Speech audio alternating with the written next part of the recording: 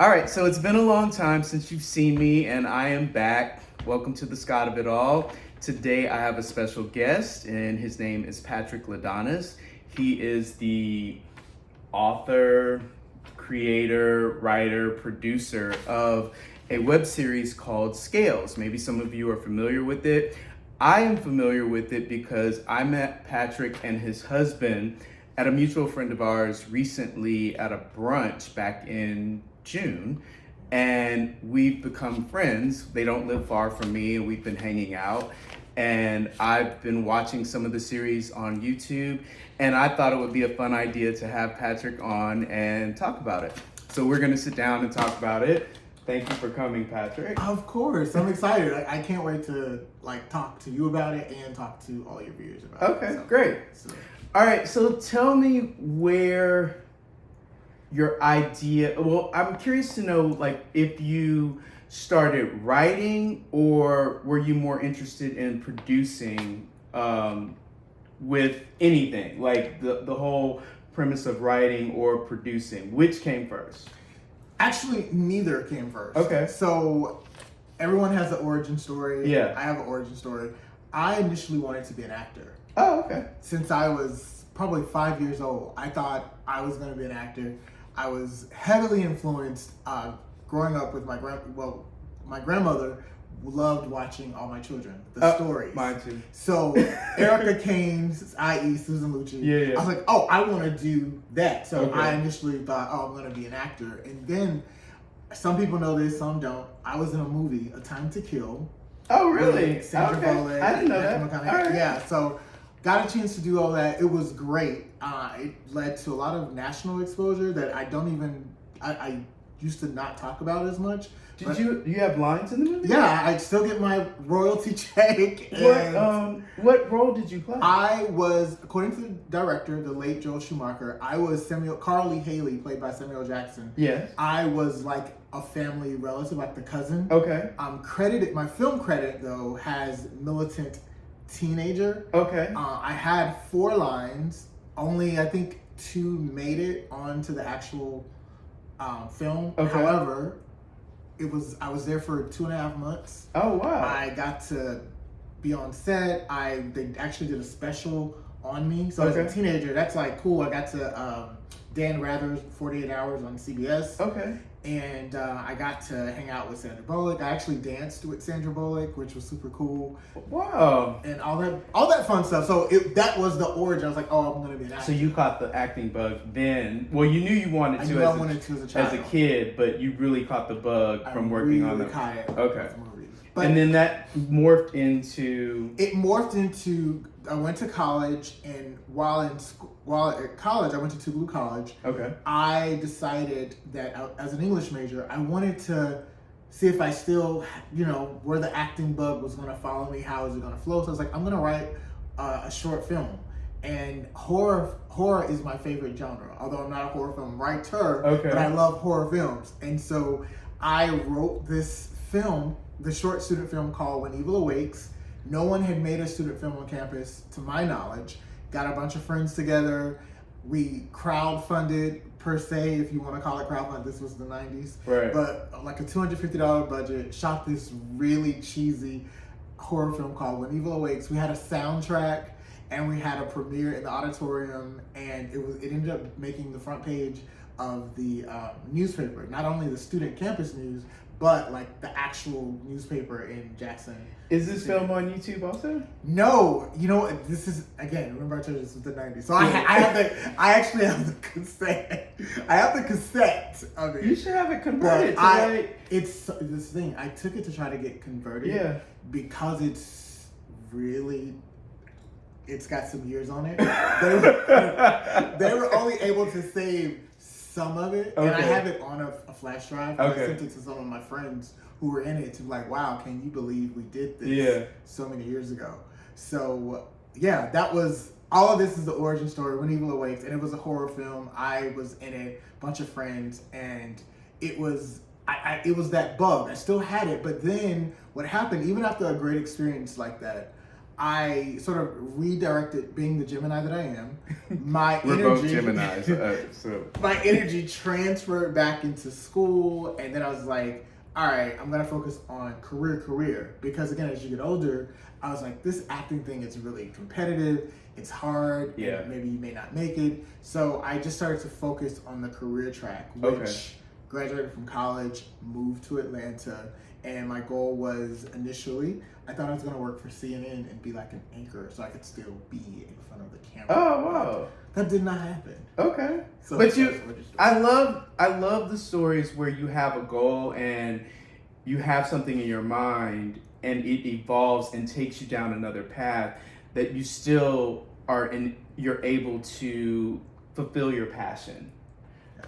And I think that I mean, I don't want to put words in your mouth, but that's what that sounds like. You're like you had this kind of vision in your life, and while it didn't happen exactly how you wanted it to happen, it still allowed you to engage your creative energy, get you in front of the camera, as well as all of the other components that you needed to fulfill. 100%. Yeah, that is right. That's exactly Okay. how you could put it and say it. So where did the idea for Scales come? By the way, so when you mentioned horror, so Patrick and I'm working on a book of short stories, and I shared a story with Patrick. It's so good. This past week, and when you mentioned horror and we were talking about my short story, Patrick said to me he wants to do a short film with my short story. And when you said horror, I was like, oh, we could do something with my short story with horror. We could. So stay tuned for that. So where did the idea for Scales come from? Like how was it born? I'll just start there. So it was born really, so in 2017, we've been many years fast forward to 2017. My best friend Chris and I, we were in Barcelona. Okay. We normally, that's like our trip. We go there Okay. almost every year. And in 2017, and you guys can Google it, there was a terrorist attack that happened in Barcelona. That, yeah. And all of this happened while we were While there. So, okay. I mean, it was a lot going on. Okay. And literally that day, I remember Chris talking to me about how you're here today, you could be gone tomorrow. Right. And I really started thinking about, the day before, we had been at the beach for like 12 hours. We'd been at the beach all day, talking about things, the what ifs and the wishes. And I was like, oh, I wish I would have done this. And he was kind of like, well, what are you waiting on? You kept talking about you wanted to get back into your acting and your writing. And literally it was that part of the conversation and experiencing what was going on over there that really got me excited about wanting to write. Okay. And so I started crafting out a story, and what they say is it helps to write from experience. Yeah. And so write what you know. Yeah, so I was thinking about, stories from friends and relationships, and I had a notepad and I had my computer, and I was just typing out this concept. Mm-hmm. It was very, very grainy. Yeah. I had a lot of ideas, but I wasn't sure, and I thought not just about the lifestyle of people of being a gay man or that part. I was like, we all kind of in life, there's a balance here that we try to have in life. And I was like, we're on a scale. Oh, wow. Okay. And then So I was wondering, like, I've watched some episodes and I was trying to figure out where the word scales came from, but okay. Got it. So right. it was like a scale, and meaning the scale of it all is that we're constantly balancing ourselves in something, or searching for balance. Yeah. And then I also thought, when you look at a scale, you can get on a scale. It tells you how much we weigh, so then you need to moderations or whatnot. Yeah. We weigh our fruit, tells you how much it's going to cost. Yeah. And as I'm coming up with all these crazy concepts, I was like, but there's not a scale for your heart. No. It's the one thing, and sometimes our heart outweighs our logic. Yeah. And we may act on our heart, even though it may not be the right thing to do. Right. And I said, this show is going to be called Scales, and it's going to really be a show about balancing friendship, relationships, decisions. Sometimes they're good, sometimes they're bad. And it's always going to be a balancing act. I love that. There you got scales. I love that. So when you sat down and you did this framework, All right, we had a little technical difficulty there, but we're back. So, and I'll edit this together so you won't know, be none the wiser. So my last question, we left off with my question of when you did this framework, did you know the character development? Like, did you know where the characters were going to go and how they were going to get there, or have you just allowed the characters to take their own journey in your writing? So I definitely knew that because it's loosely based off of real life experiences. Okay. And some real things to me. I knew the beginning, and I definitely knew where the ending was going to be. So it was just a matter of getting us to that ending. Right. The characters that we have in season 1 are definitely from our characters that I knew needed to be in the story. But then as we evolve, now we're going into season 4. It gets a little bit more creative now. Some of these are just story to help us get to that final ending to see the okay. So because of the evolution of the characters, you had to go down certain road, take the characters down certain roads to get to where you're going, and that you didn't foresee initially. I did not. Okay. Because some characters really surprised, and I think too it's the actors too. I knew what Remy, the character that I play, I knew what his journey is going to be. So that was always top of mind. But some of the other actors that are playing these characters, when I saw them on screen and saw it, I was like, oh wow, my brain was like, let's give them this to do. Let's take them here. We'll still somehow get them all back to where they need to be, but let's have fun with them and see how it works. So when you initially started though, you only had Remy and everybody else, they were background, but they now have their own storylines. Yes. And so they now have their own journey that they have to take, and you have to. Do. Okay. They do, and it's some good ones. It's a good one, especially. Oh yeah, I'm writing it. Yeah. So that's really a great segue for my question about what have you learned from season to season? Like, what were your challenges, and what have you learned from season 1 to going into season 4? There's a lot that I learned. I think the thing that I learned, which I went into it knowing it, but it definitely paid off, is always trust my gut. Okay. So season 1, like, I'm involved in Scales. It's, it's my show. Yeah. So I have a saying in every single thing, from the edit to even to the wardrobe selection. I select all of the music for the show. Like, Oprah always says she signs all her checks. Yeah. I do that. So that was a lesson that I learned. I was like, at first I was kind of like intimidated because I didn't fully know the whole ins and outs of the filmmaking business or industry. But I asked questions, and I'm like, at the end of the day, this is my show. I'm responsible for it. So I need to have my hand involved in every single part of it. I didn't know that indie filmmaking is difficult when you don't have a whole lot of funding. Right.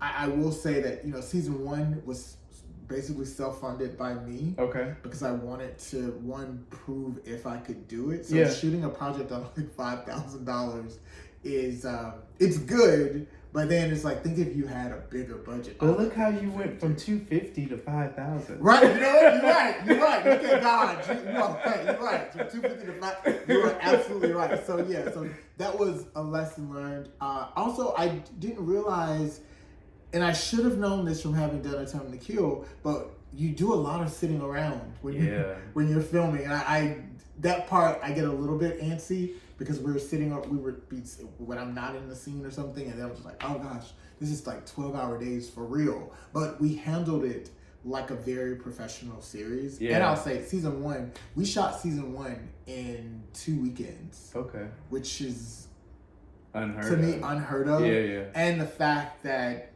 we were still able, to me, get a quality show out of it. Even though the episodes were very short, it still was it was quality. Like, when you look at it on your TV, it doesn't look like grainy. You don't see the mic coming in and out No, you don't. What you call it. What's funny, so when you were saying that, I actually have, and I don't really talk about this either, but I have a really small role in this movie. Yeah. In this movie called It's Nothing Like a Time to Kill. The Closet. I don't know if you remember it. I can't even remember who did it, but and so sitting around like I had like maybe I had two scenes and maybe 5 or 6 lines in those scenes, and we spent the majority of the day just sitting around while they were doing lighting and blocking and all this stuff. And I was like, I would never be an actor because I can't stand being idle like that, just because it drives me crazy. So yeah, like the most of my time was spent sitting around, and then when I finally shot, it took me maybe 10 minutes. Oh wow. And I was like, this is crazy.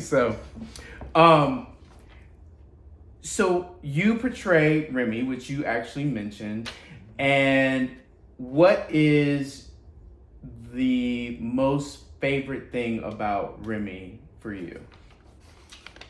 I'm trying not to tell a lot about the series. I want people that are my viewers to just go seek it out, and it's on YouTube, and I'm gonna put the link in the description field of this channel so you can find Patrick and Scales. And I want people to just go watch, and I'm also gonna put the trailer on there for season 4. So what is it that you like most about Remy? I think what I like most about Remy is that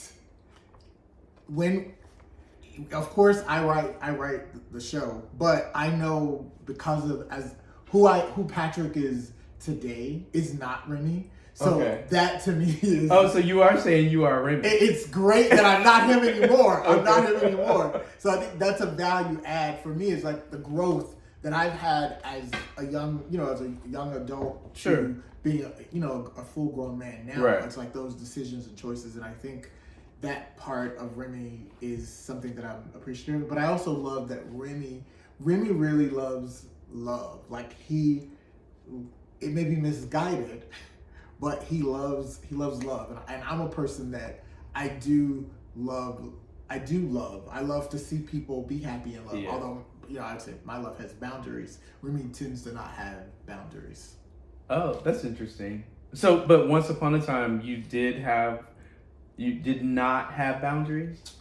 I would say that young Remy, i.e. young Patrick, I did, but I didn't really care. And I think that is the part too that Remy has. Remy, 99% of the time, or seasons 1 and 2, he doesn't really care about the consequences of things. He's like, which can be a good thing and it can be a bad thing, because it can get you into precarious situations, but it also allows you to be just kind of open to everything. Yeah, and I mean, and which is scary, but because I'm a control freak, but I mean, I recognize the beauty in that, to be honest. Because sometimes I look at people that are out just doing whatever, and that I'm sitting there thinking, I could never do that. And I admire that. And it may come from a place of judgment, but I admire it. Like it's an admirable trait because I don't possess it. But see, if you were into acting, then you could play a part where you get to... I don't even know that I would be allowed to let my guard down to do that, to get into the role. Because I think you have to be vulnerable and allow yourself to even get into the headspace. And I don't know that I have that. I mean, I might, but I don't think I do. That's a good point though, Scott, because season 1, that was me. Like, because I'm literally matured from the character. Yeah. I had the toughest time, and I remember the director, Shirley Norman, who directed season 1, saying to me, "You've got to be vulnerable." But I kept thinking, "Oh gosh, it was a wall up." Yeah. Because I was like, I can't do this. It's right. Like, well, you're acting. It's not. But again, season 1 definitely not. But then once I got more comfortable with it, I do start to dive in both feet. Dive in. Yeah. So you talked about your favorite thing. What's your least favorite? And maybe they're the same. What's your least favorite thing about Remy? I feel the least favorite thing about Remy, I'll probably say he's very... I think Remy is kind of a hypocrite. But we all are in some way. Yeah, you're right. But he's probably a little bit more of a hypocrite than I am in real life. Like, Okay. I think he's very much tries to advise his friends on things that they should do, but he doesn't do it. Like, he does the total opposite. Like, if his friends knew, like, you know, not to plug the show. If you watch season 1 and season 2, well, we're here to plug. Well, I was like, I'm thinking I'm just talking with you, but Remy does some really like just some shady shit, and I was just like, you can't talk to your friends about his relationship issue, and you're having a dream about this ex, and you're acting like season 1. He sort of hooks up with an ex, and then like within an hour or two, the new guy that he's into is literally on his way over. For like, it's just And I think Remy's very judgmental of those kind of things when his other friends do that. But I think that what's interesting, because see, for me, I recognize that is real life, because people can't see. It's easy for you to point out other people's bullshit, but you can't look in the mirror and see your own. People aren't introspective enough. Most people are not introspective enough to recognize the hypocrisy of their words. And they're able to just point out everybody else's flaws, but they can't see them in themselves until someone points them out. Like, if you have a real honest friend that will sit you down, which I do, and they'll be like, look, that's some bullshit. You need to get your shit together. Yeah. So, but I think that's real, like, because most people don't. Like, I'm like that with a lot of my friends, but then I catch myself and I'm like, well, you know, you had somebody's lights turns off, so you might. Right. I love that. It's just so good. Yeah. Like, so you might just want to be quiet for a minute. That was a funny story. That needs to be in a script too. And I've shared that story right here, so I talk about it. So what can your viewers expect? So if somebody sits down and watches all 3 seasons, and you're getting ready to go into season 4, which season 4 is going to be released this fall. Okay. It's coming this fall. Like, okay. We're editing now. We wrapped season 4 in April. Okay. But one thing that I'm very meticulous when it comes, because Scales is my baby. Yeah. So I want to make sure that the music is right. Okay. So I went out reaching out to all types of independent artists to find out if they had music, if they were open to sharing their music with me for the show. I wanted to make sure that how we tell the story, that it felt right. Like, I've watched the raw edits 100+ times and made different notes to send to Zane, who's a producer and editor. I've been working with Zane and Shirley since 2017. Okay. So there's such a trust there, and they know that I'm very, like, it has to feel right. Like, I have to be able, myself personally, have to feel like I can watch this episode at least 10 times myself, even though I'm in it, and be like, wow, this feels really good. Okay. So that's why it's taking a while. And I like to give Zane his space to be able to edit with me over those couple of months. So it's like, so there's no rush. So there's no rush in this stuff. I'd rather we take the time. Yeah. So what can your viewers expect for season 4?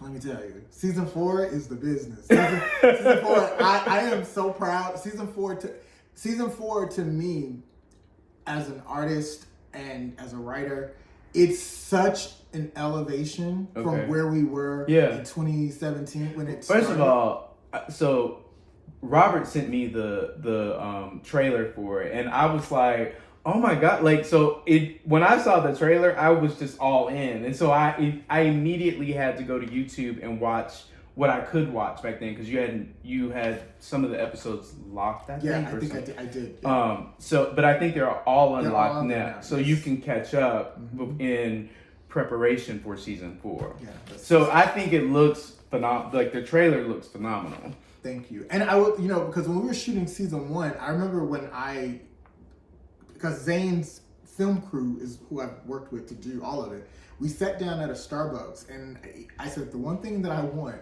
don't make this shit look like some grainy chip shit. I was like, I don't need this. I was like, don't give me no. But there was such a level of respect between Zane and I, even at that point, and the fact too that he was willing to go there with me as the creator of the show, and not, I let him read the scripts, and a lot of people at that time were looking at it, oh, this gay web series, and they were like, oh, it's gonna be all this sex type of thing.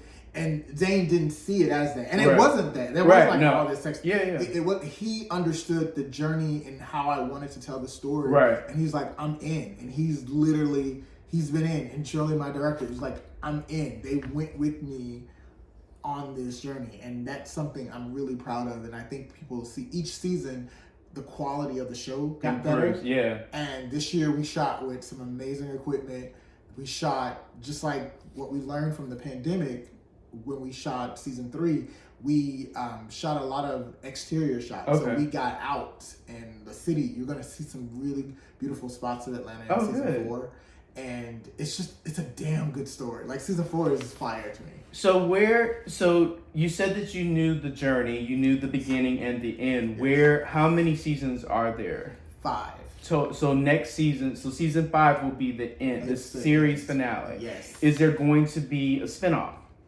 Yes, there is actually a spinoff. Oh, wow. Good catch. There is a spinoff. Okay. I've posted a little bit about it. So the spinoff the show's called Spades. I did see that on your social media. Single people are dating everybody stupid. It is. It's an acronym. It is an acronym. That's what Spades means. It's sort of like it's a dramedy, just like Scales is a bit of a dramedy too, but it's not following Remy. Can I contribute to that? Because I have dated a lot of. Never mind. You can. Yeah, no. I was telling another friend of mine who was like, I want to give some ideas on like bad dating and all that kind of stuff, and I said, it's totally not gonna be. It's not Remy. It's not the core people, but it's really gonna follow Kim, who's Sheila's sister. You're gonna get to see her life with her friends. Okay. And just the pilot episode, it got a lot of recognition on Coverfly, and I put the script in some other competitions, and it's placed really well. Okay. And so I was like, I need to bring this to people to see how they feel about it. But so is it? So it's based on Kim and her dating experience, or are there little vignettes? There is. So the pilot episode of Spades, it opens up with it's her and her 2 best friends. They're each on some really hilarious dates, which are based on real things that I couldn't even believe people said actually has happened to them on a date. But then at the end of that episode, you discover that Kim, she almost got married. Oh, okay. So then the audience were like, oh, damn, what happened? Well, how did she get here? And so that begins kind of like the rest of the story. You're going to see her. There's a reason why she's single and dating all these interesting people, and her best friend who's, and I can tell this a little bit because I think people may find it cool. One of her best friends is just got out of a polyamorous relationship. Who's a hoot because she's used to having multiple people in the house. Right. It's just really funny. And then Ivan, the best friend, he's like a legal assistant, but when he goes out on dates, he has people thinking like he's a fashion person, like a little stunt queen a little bit, but he comes from a good place. So it's a different demographic too. Like Spades is a much younger show, and so I'm really excited to do that. It sounds like it a little bit. It is a little bit younger. Yeah, it's definitely a younger show. Okay, so everyone look for Scales. Look for Scales this fall, and then look for Spades in 2024. In 2024. 2024, yeah. Well, and then Scales there will be a 5th season in 2024 also. Yes. Mm-hmm. And I'm going to put the description for Patrick's series and his social media account so you can follow him. Mm-hmm. And I have one more question for you. Okay. It's just a silly question that I typically ask people. What is your cocktail order? Oh, my cocktail order is either a prosecco, which Okay. I love. Yeah. I love prosecco. Yeah. I can drink prosecco any time of the day. Or I love a gin and tonic.